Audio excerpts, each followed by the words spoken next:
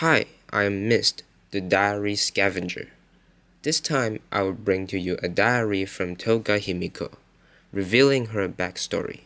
Let's start. My name is Toga Himiko, and I've always been different.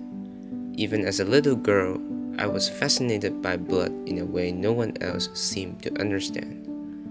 I remember the first time my strange interest became a problem.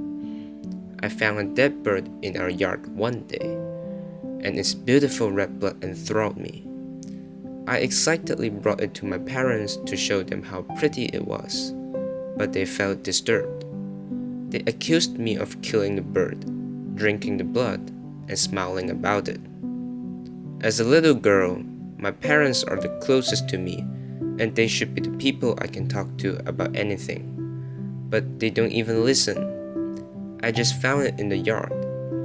Their horrified reactions confused me. Why didn't they see the beauty in it like I did? They started avoiding me, trying every way they can to force me into not liking blood.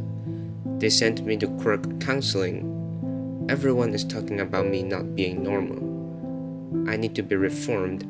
I have to stop this deviant behavior, blah blah blah. None of them care what I think. They just want me to be normal. That was just the beginning of my parents' efforts to suppress my unnatural urges. I don't know what is good and what is bad, but I do know that if I follow what I was told to do, then everyone will be happy and I will be happy too, right? I tried my best to play the part of the perfect daughter they wanted. Turns out I am pretty good at pretending to be someone I am not. I managed to make quite some friends in middle school. At school, my classmates saw me as a cheerful, well-behaved student, but inside, I felt like I was hiding my true self away. No one understands me, and I have no one to talk to. They will turn away from me if I show my true self.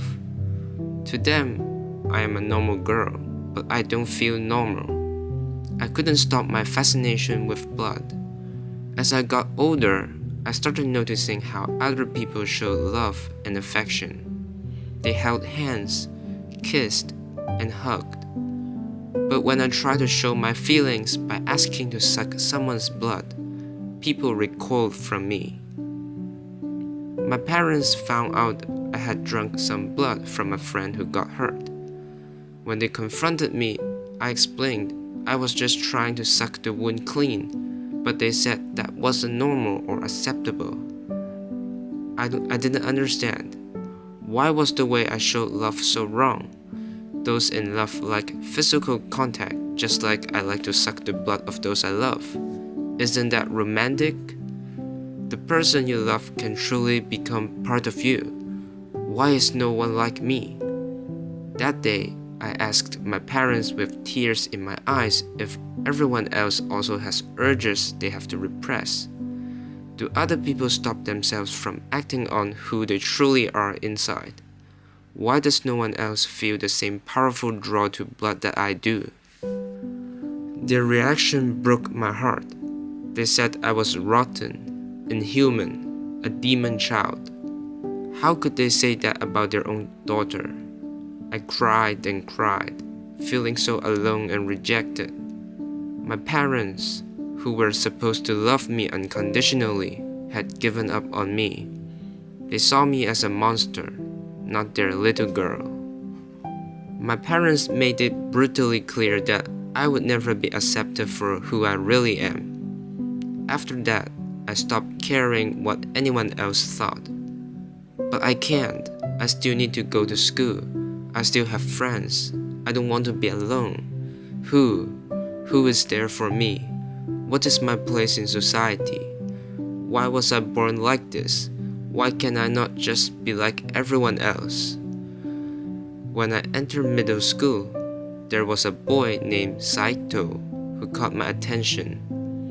He was always getting into fights and would come to class covered in bruises and blood. I felt drawn to him in a way I didn't understand. I wanted so badly to get close to him, to share my feelings by tasting his blood. but I knew he would never understand or accept that kind of confession. I tried to restrain my urges, to push down my feelings and continue acting normal. One day after school, I followed Saito. He got into a fight again, and I can still see fresh blood dripping from his fist.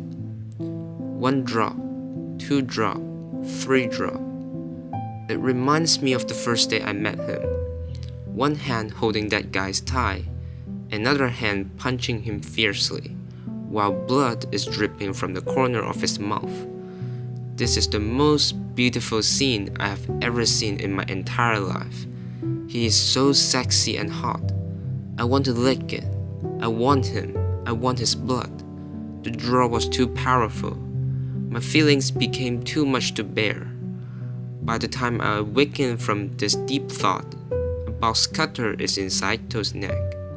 I should stop, but the urge, that primitive urge I have been suppressing since I was born, I cannot hold it anymore. As his blood spilled out, I stuck a straw into the wound and started sucking it up, crying with relief and ecstasy. After bottling up my true self for so long, I had never felt more free and alive. Letting my inner darkness shine through was utter bliss. Even though I knew society would brand me as a villain, I didn't care anymore. The only thing that mattered in that moment was finally quenching my thirst. I was finally getting to express my affection in the only way that felt right to me. My parents were questioned by the media after I fled. They publicly disowned me, calling me inhuman and a demon. But I don't care anymore about being normal. The villain world has embraced my quirk in a way regular society never could.